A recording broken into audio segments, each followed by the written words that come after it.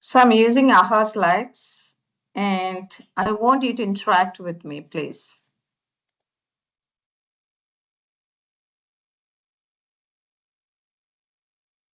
I hope my voice is clear and everybody can hear me. So very good evening and welcome everyone. Thank you for joining this training on trauma-informed education. Okay, so before we begin any strategies or skills, we need to build a very shared foundation because trauma informed practice only makes sense once we understand what trauma is and its impact on brain. Okay, so what I understood is we can have a little bit discussion about what is trauma and how that have an impact on children's brain. Then we can get into some practical strategies and skills that we can adopt for our classrooms. All right, so I'm moving to next slide. And here there is a question for you. Please scan it. This is the QR code. Can you see this? I would like you please scan it and enter to the QR code. Can I see how many of you are? Yes, please join.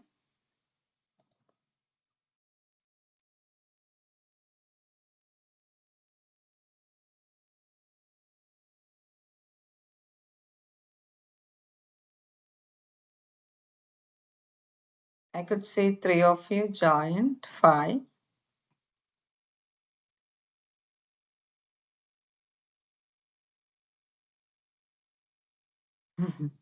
Yes, war, pain, distress,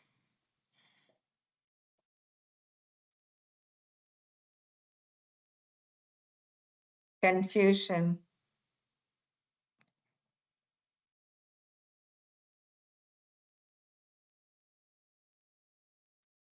Yes, come on, go ahead.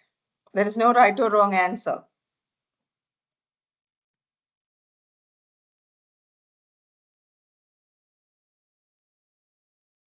Sleepless night, fear, anxiety, distress, fear, sadness. Good.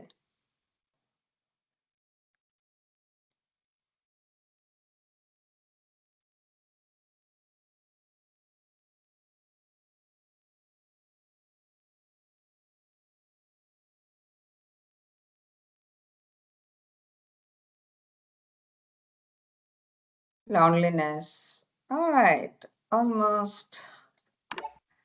So let's go to the next slide. And I could see a lot of words like loneliness, stress, fear, anxiety, sadness, pain, fear, and anxiety is repeating. Stress is also there, distress, memory, flashbacks. Yes, yes, yes. So let us understand what is it. It's not what happened to you, but it is what happened inside you as a result of what happened to you. That is trauma. So usually there are different types of trauma. It's important for us to understand. Acute is a single very overwhelming event. For example, after witnessing an accident, a few days, 3 or 4 days, you will be in a very traumatic state. But after a few days, definitely you will be able to come out of that kind of natural disaster or a sudden loss of a family member or a loved one. All this can cause acute trauma. Whereas when you come to the chronic trauma, like a repeated prolonged exposure of domestic violence or a child, as teachers, if you are looking from the child perspective, a child is witnessing this kind of physical violence at home, maybe within their parents every time, or a kind of the child is getting neglected, an ongoing abuse. Okay, these are all come under chronic trauma. And the very complex thing is like multiple trauma over the time. Often the child experience or the person experience this kind of trauma from the caregivers or from the close relatives, maybe from parents or caretakers. And this is something that can profoundly disrupt their development. According to WHO, like 70% of the children around the world experience at least one traumatic event by the age of 60. Okay, that is what the data says. And now there is one more question: is trauma only affect children who have experienced physical or sexual abuse? You can say whether this is true or false. Yes. Thank you for the answer. I could see only one response. Let me see more. More. Only 5 responses. Come on. I know it's evening, but still. 8, 10. Oh, somebody said true. Mm-hmm.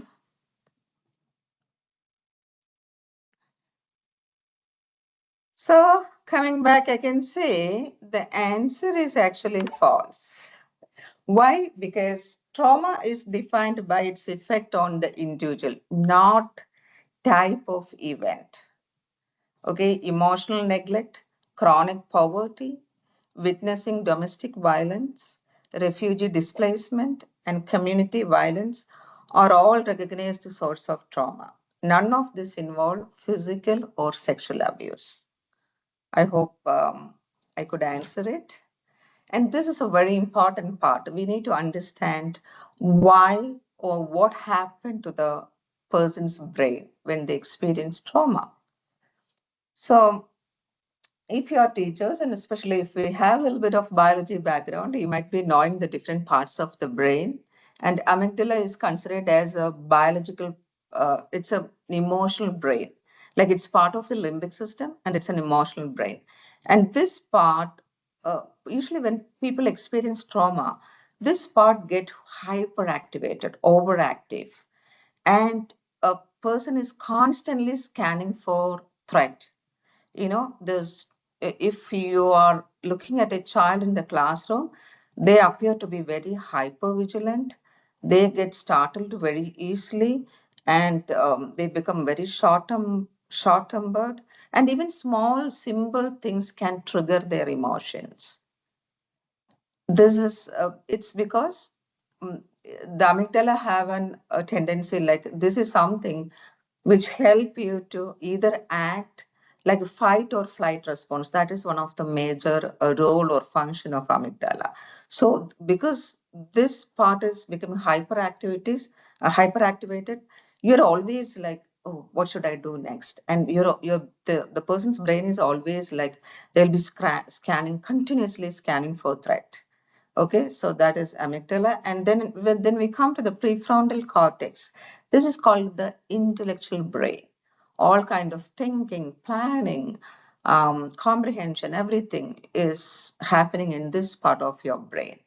And this suddenly becomes shut down. Okay, you find it difficult. So once it's shut down, we can imagine the child find it very difficult to control their emotions or thought process. Okay, that is the reason they are becoming very impulsive. They find it very difficult to take decision, or they find it very difficult to control their emotions. And the third part is hippocampus. Hippocampus, it's for the memory. So this is a part which organize your memories in a specific way.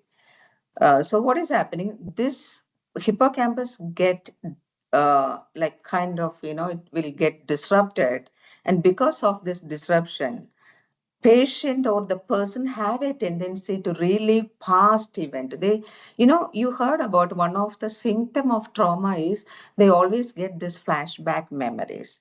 So because of that, they relive past event as if they just feel like, or whatever they traumatized or that particular event, they're just living day and night, they are living in that particular situation. Okay, so these three parts plays a very important role. So totally what we need to understand is it's a child is misbehaving. Suddenly you're observing some changes in the child's behavior or person's behavior. It's not their fault. It's because of the brain functions. This is how their brain is functioning now. That is the reason. Okay. So going to the next part, I just want people to watch this video and understand a little more understanding about how the child's brain is getting affected when they go through the traumatic experience in life. When a child grows up in fear, the brain doesn't just remember it, it rewires itself in order to survive it. When we talk about childhood trauma, most people think of terrible events, abuse, neglect, violence. And yes, those experiences can leave deep marks.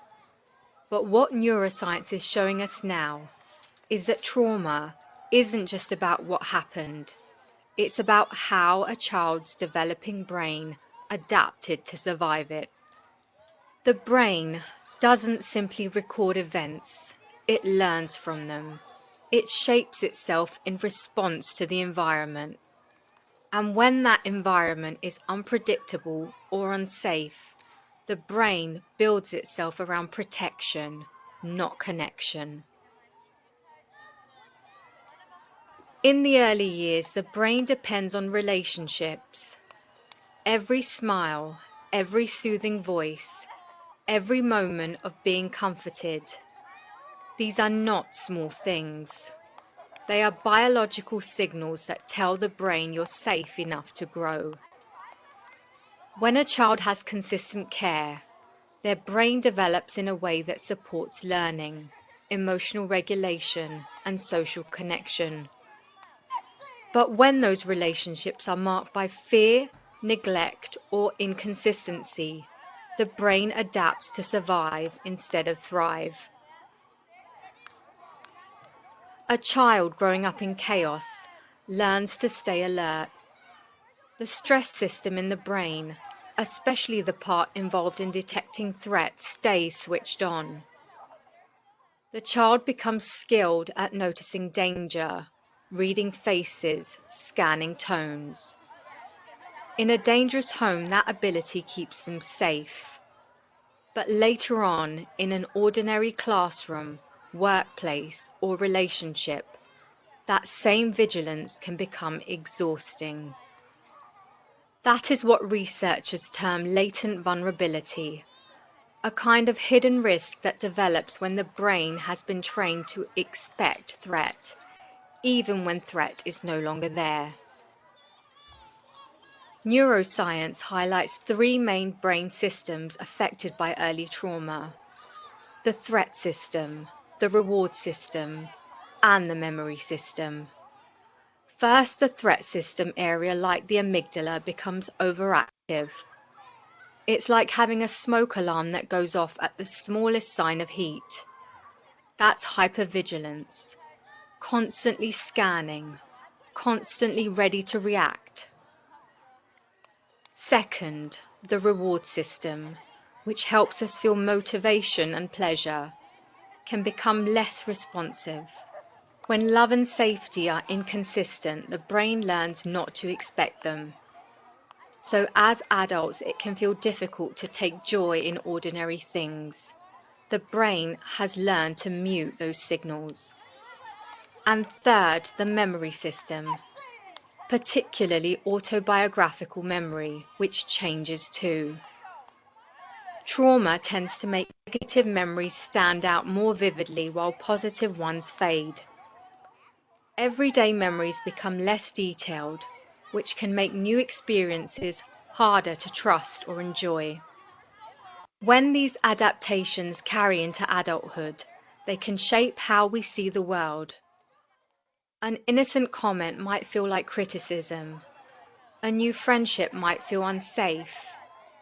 Even peace can feel unfamiliar. Yes. So that's what we need to understand. It's because of the overactive amygdala, because of the cerebral cortex, and because of the hippocampus. All their brain abilities are getting affected. The bad behavior is often the brain is trying to protect itself, not it's not a deliberate choice from the child. This is a very important understanding that all of us need to have in our mind. Okay, so coming to the next one, this here I'm going to talk about how you can, as a teacher, how you can recognize children who experience trauma in your classroom. Like you can also see, look for their emotional symptoms, and you can also look for the behavioral symptoms. So emotional symptoms like suddenly, if the child is appearing very sad, fearful, numbness, like they are not responding to anything, they are not playing with other children.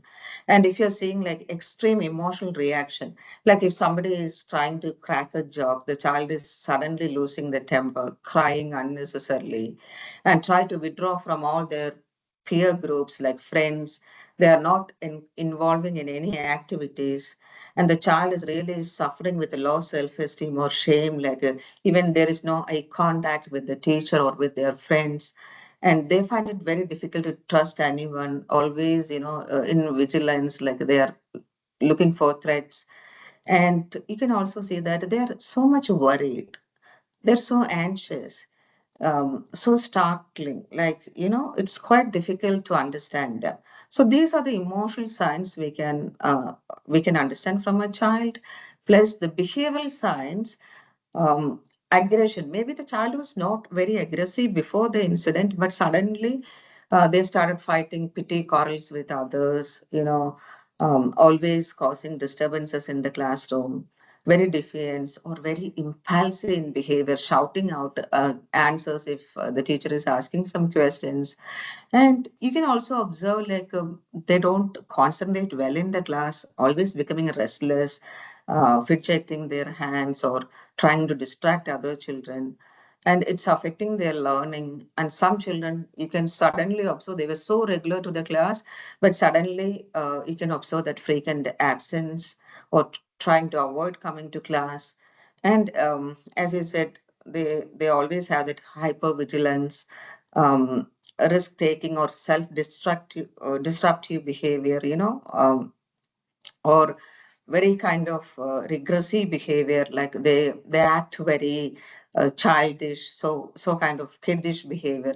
So if you're observing any of this behavior, not one or two, but if you observe these kind of characteristics or symptoms in the class, you need to notice the children. Okay, so this is helping you to understand what are the characteristics you can observe with children who went through this kind of traumatic situations. So I'm moving to the next slide. I want you to respond to this. The question is, if a student does not remember traumatic event, it will not affect their behavior. So let us see the response. You can come with the responses. If a child does not remember a traumatic event, it will not affect their behavior. See, for example, if the trauma is taking place in their very early childhood years, like before they started speaking, like the babies, infant years and all, if a child is going through trauma, does it affect their behavior in later life? Excuse me. Yes, Can we consider bullying part of the emotional or the yes. behavioral response because of they have something issue they will start bullying? It can be Of considered the sign. Of course. See, bullying is a behavior which is happening in the school premise or anywhere else. But what is the outcome of that behavior? So if a child is bullied, definitely in their mind, this appear like a trauma. It's a trauma for them. Okay, then eventually this lead to any kind of other post-traumatic stress disorder or even anxiety disorders or something. I hope I answer your question. Yes, dear. Thank you so much. All right. So listen, yes, I could see 7 answers and you all said false. Yes. So if a student, I forgot the question, if a student does not remember traumatic event, it will not affect their behavior. Yes. But it will not affect, we cannot say sometimes. The answer is false itself. Sometimes the trauma is stored in your body and the nervous system, especially if this is something which happened in the very early ages. Not as clear memories, we can, because they don't have a clear memory of those incidents, like they don't remember about or they don't talk about it, but still these things are stored in their body or the nervous system. So this is something we call it traumatic somatic memory. Even the bullied cases also the same thing is happening. Okay, so these things are not, even if the child is not having those memories in their conscious or their awareness, it's still there in their subconscious mind. So what is important is we need to resolve the problem then and there. And the parents and the teachers have to give the freedom to come and talk about their problems. That is so important. All right. So I don't know whether you're familiar with the Samhas framework, and this is something like, for example, this is especially this is very important. It's a very core. Like there are 6 principles, and it's a very important principle of trauma informed education. And this is something which came from the Substance Abuse and Mental Health Service Administration. And this will be very helpful for all the educators like us to support students who have experienced trauma in their life. Okay, so the first pillar is safety. Safety, as I mentioned before, because of the trauma impact on their brain, the child is always very vigilant. Their brain is always scanning for threat. So the very first thing we have to do is we need to create a very safe, physically, emotionally, psychologically, a very safe environment. Okay, as teachers, as parents, that is the first thing. And the second one is we need to create in your relationship, the relationship between the teacher and the student, trustworthiness is very important. The child should believe you, like you're as an adult, you are a person whom the child can believe and trust. That kind of transparency, consistency, and reliability in your relationship is very important. And also, as a teacher, we need to encourage peer support. Like maybe the child doesn't have a friend in the classroom, but it's our responsibility to initiate, help them to identify a good study buddy or a friend for them, so that they will also get a shoulder to cry. Maybe they feel like they want to share certain things. These kids are not very comfortable sharing with teachers, whereas they'll be quite comfortable sharing with their own peer group. Okay, and next one is collaboration. So, the teacher student collaboration is important in such cases. It's especially maybe if you have 24 students in your classroom, or 1 or 2 students might be having such issues.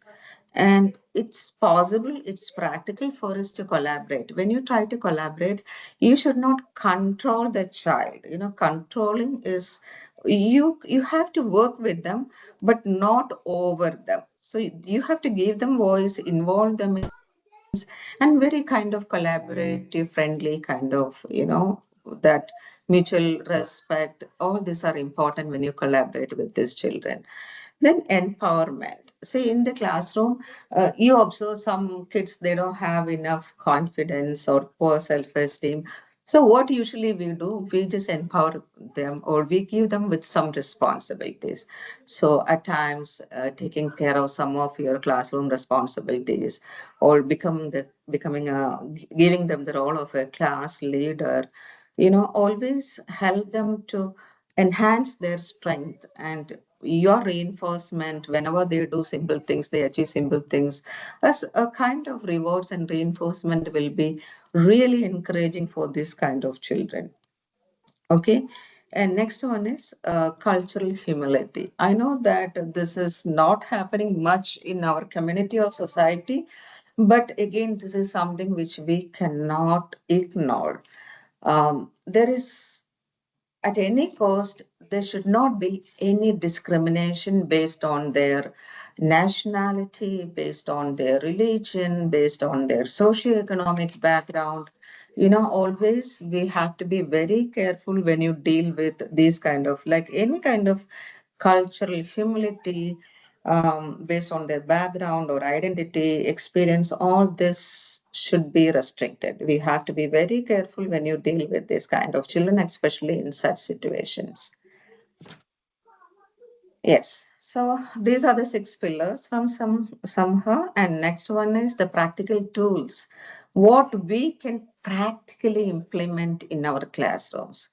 um, Again, the safety comes the first, the creating the safe environment, that is so much important in such cases. So the very first thing is a very consistent daily routine, because these children will be very sensitive with even small changes that is happening in your classroom. So if you have 1 or 2 students in the class, and if you are going to take leave tomorrow, just inform them that another teacher will be coming for you tomorrow. I won't be there tomorrow. You're not going to see me tomorrow, and I'll come day after tomorrow. So this kind of things.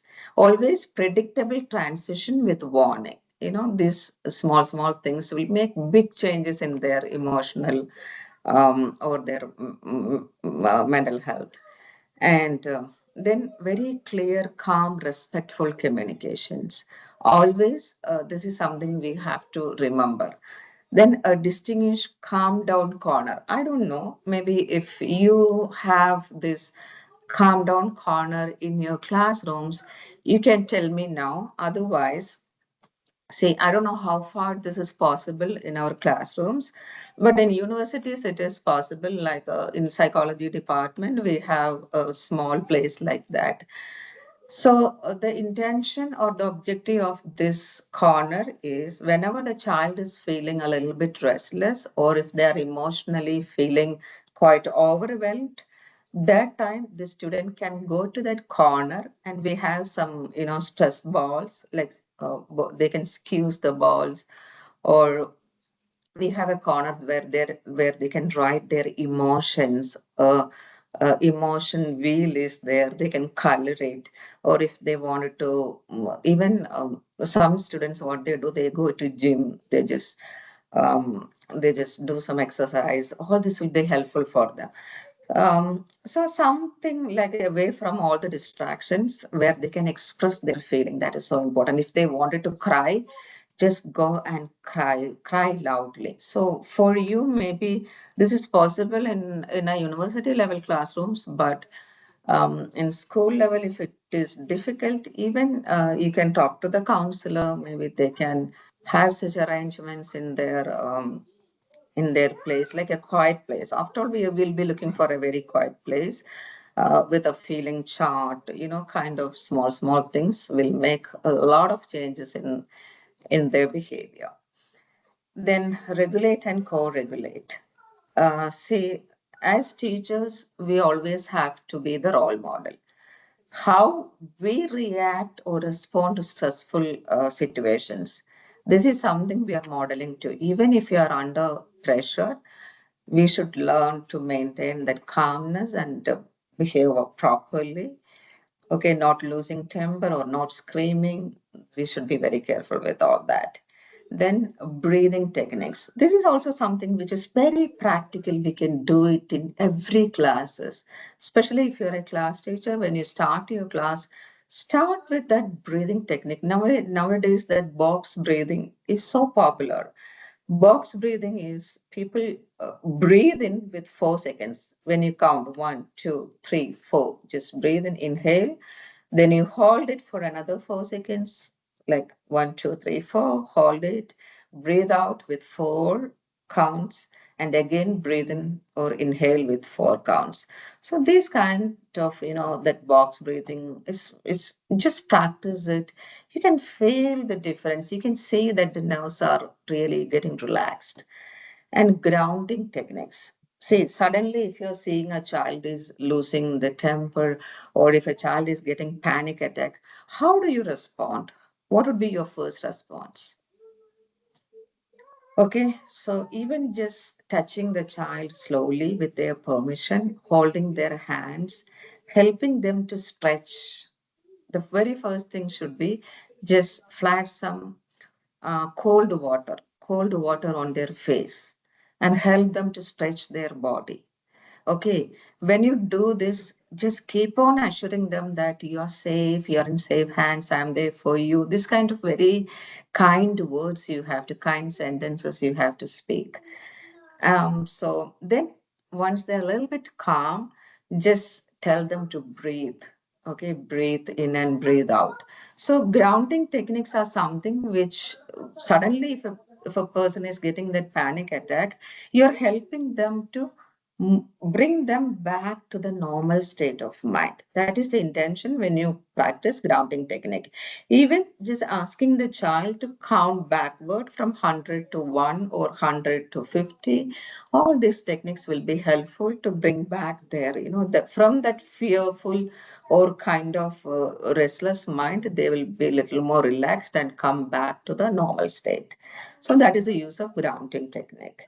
And allow moments of break. See, some teachers feel like it's very, especially when you are giving a very serious lecture, you feel like if the student wanted to go out or wanted to take a break, that will be really distracting your class or other children.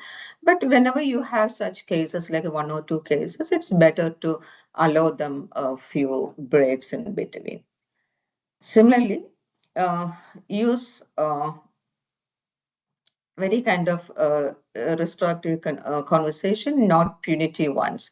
Like, better not to criticize any of their actions. At times they might be out of your control, but try to avoid any kind of criticism. Rather, always treat them with love and kindness. All right, these are some of the regulate and co-regulate techniques. And next is building relationship with this one or two children who's suffering with these kind of problems in the classes. Not at all a big task for you. Okay, we can do that, which is very much doable.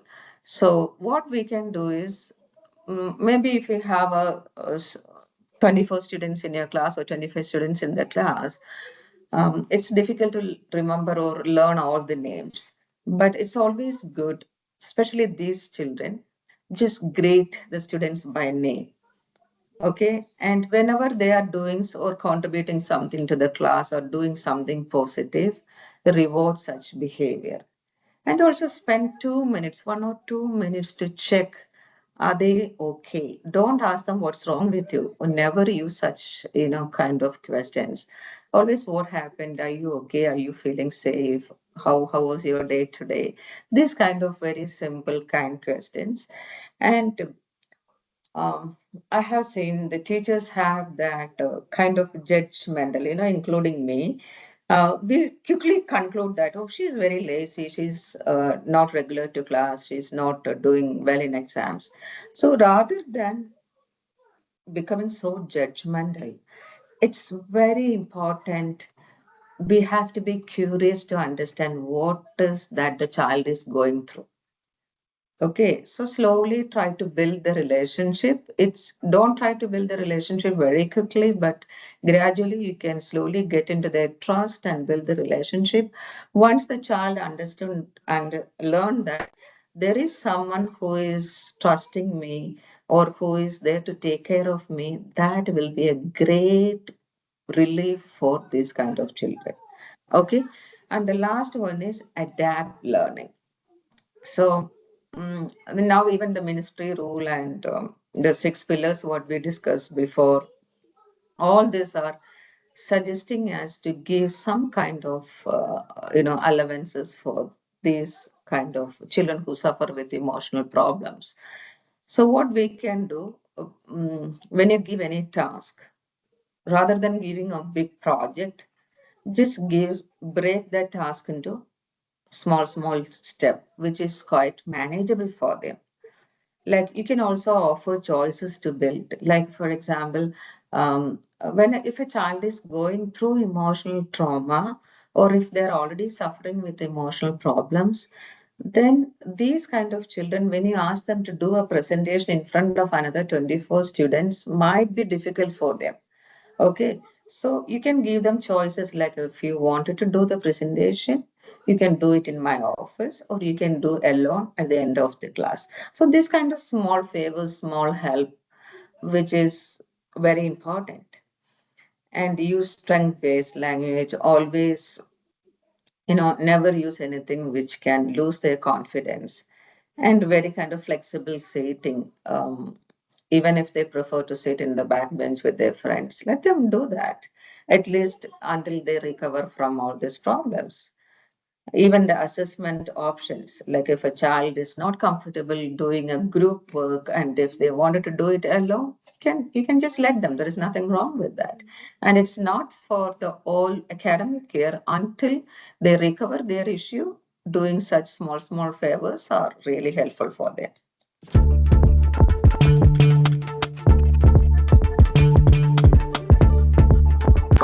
There is one more question for you. So we discussed different strategies here. Which classroom strategy do you believe will have the greatest impact?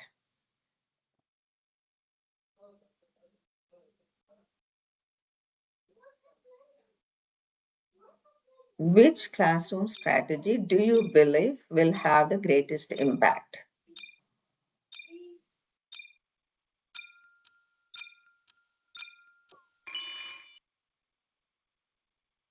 I didn't see any answer. Yes. Build relationship, adapt learning. Oh, the right answer is create safety. That is the first thing we need to do. The rest of the thing we can do later. Greatest impact. That is the question. Okay, creating a very safe environment, which is so important. Okay, there is one more video. I don't know whether we have enough time. Let us watch it. I think this is a very small video. We can watch it and then we'll go to the next slide. I want to explain something to you as if you were smart. I like that.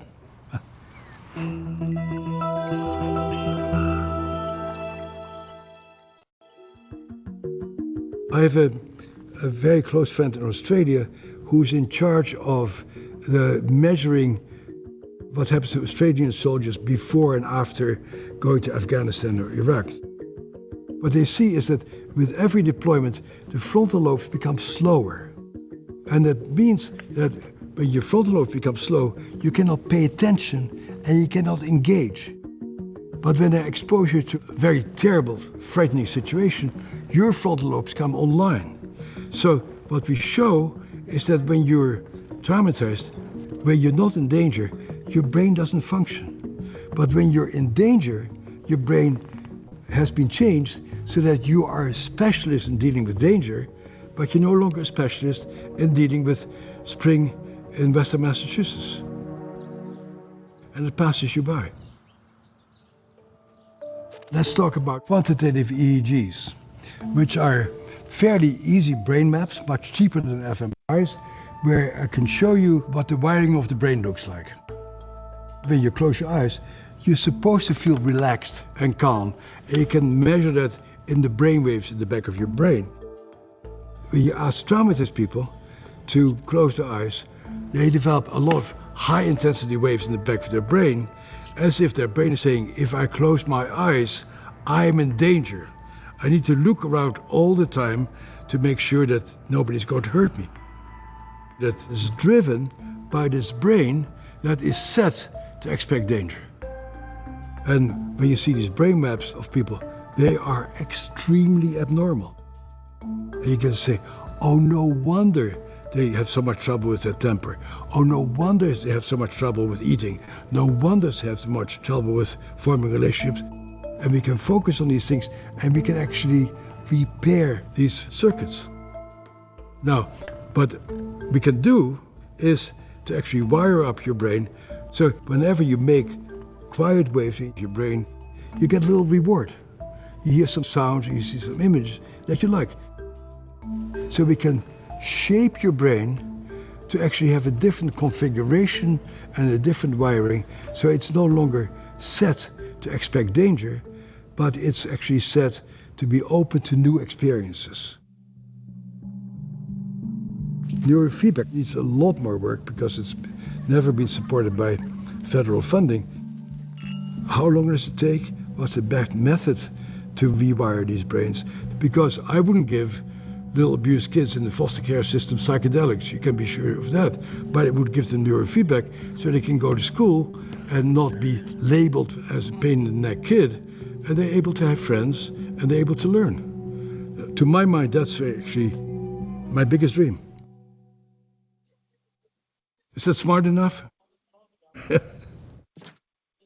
So what we understood is this kid's brain or this people brain is always looking for dangers, always looking for threat.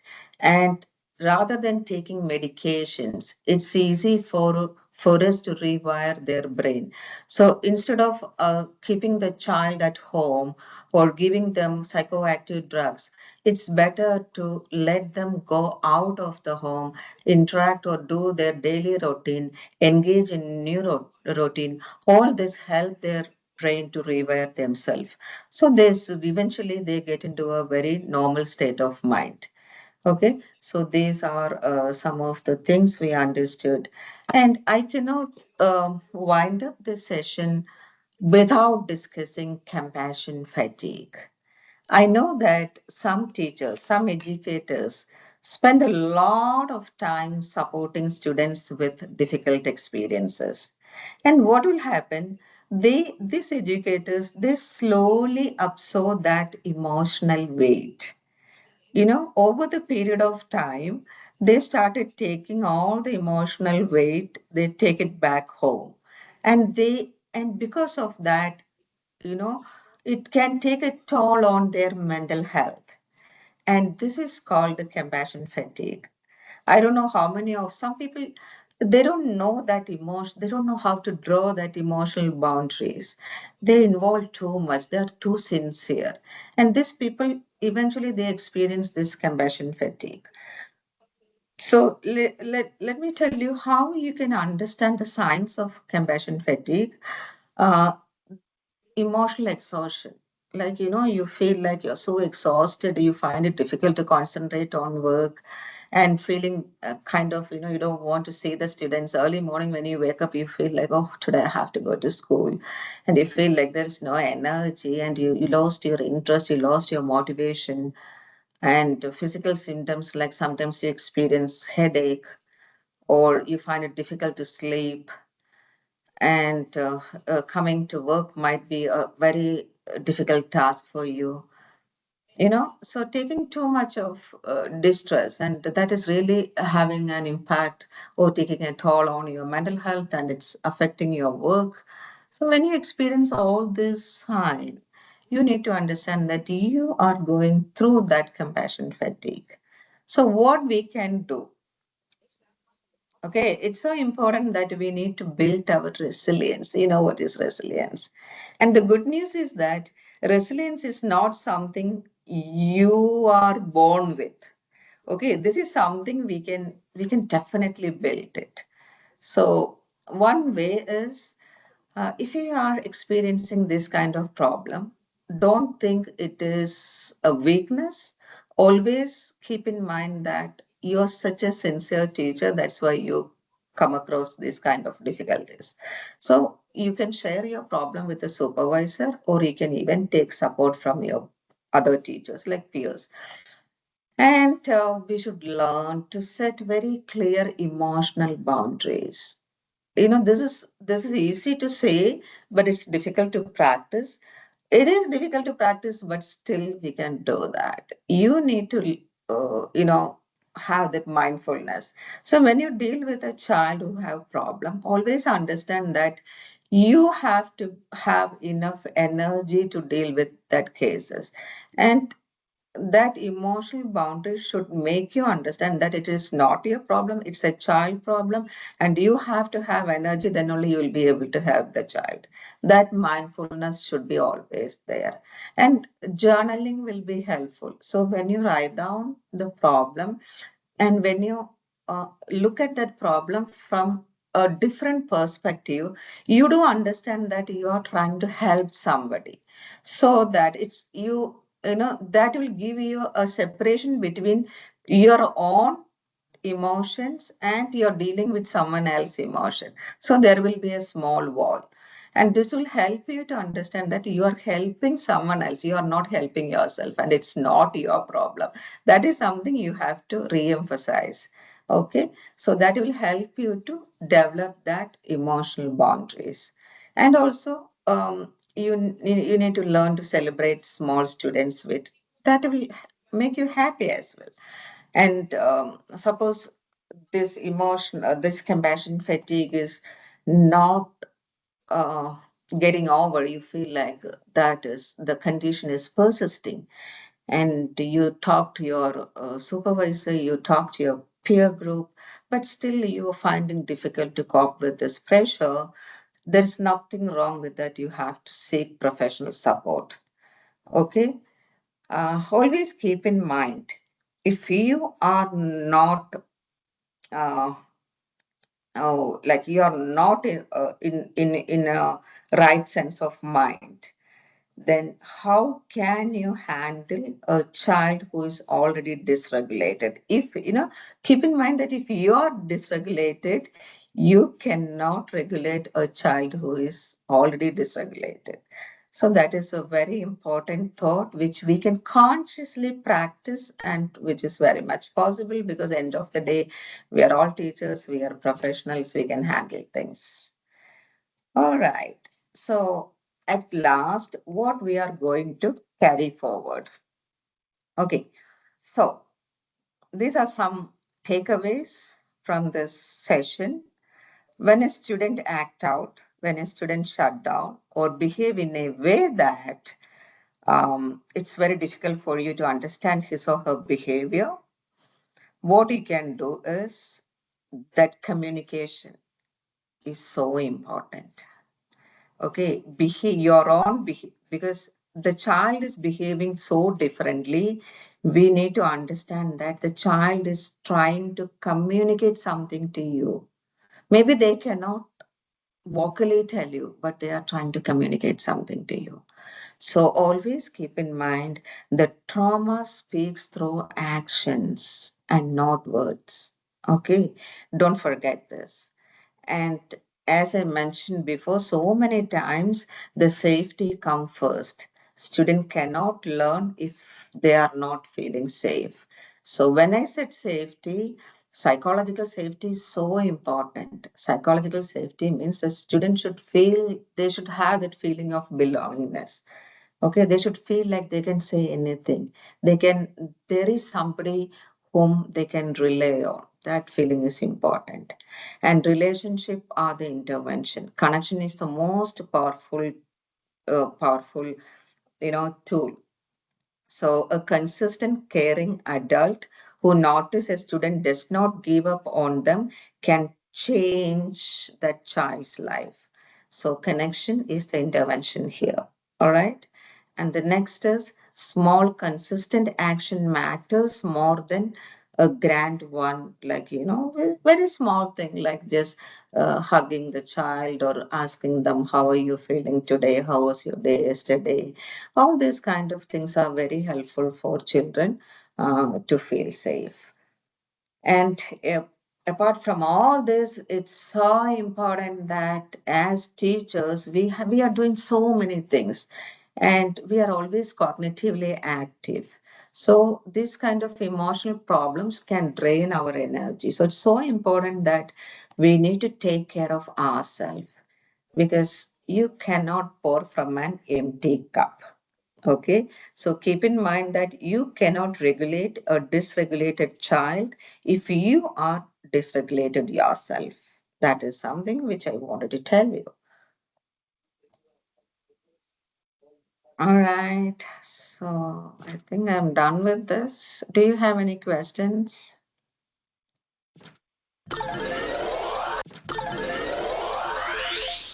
There is a case study.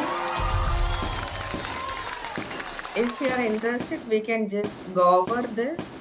We can go over this case and we can try to discuss this. Please read it. I'll read it for you. Fatima, 17, never causes problems. She agrees with everything her teacher says. There are people like that. Okay. She volunteers for every task and apologies constantly, even when she has done nothing wrong. You know, she has a tendency to apologize. Her teachers find her delightful because everybody like this kind of people. Recently, she submitted a group project that was clearly almost entirely her own work. But she told her teacher the rest of her group did their part. But she was looking really exhausted. So, let us. Which word best describe Fatima's behavior pattern?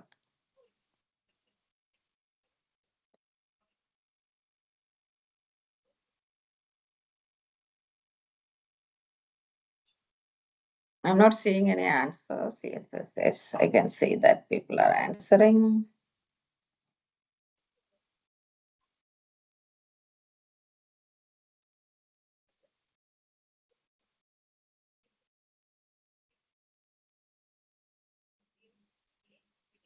A fond response, using helpfulness to manage perceived. Yes, that is the right answer.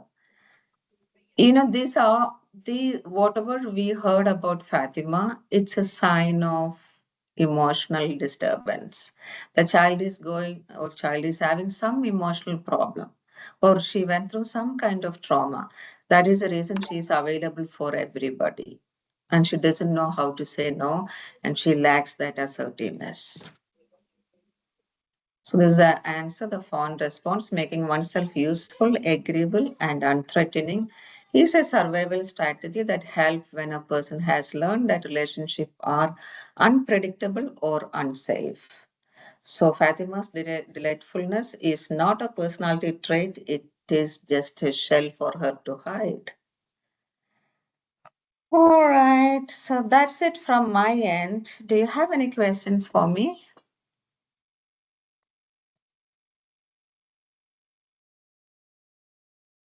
Any questions? Please open your mic. You can ask if you have questions. No, autism is a neurodevelopmental disorder. Is autism considered as a cause of it? Never. No. All right. Thank you so much. Thank you for joining. I hope that this had a lot of value to your knowledge and hope the session was helpful. Thank you. Thank you, everyone. Thank you, Dr. Smita.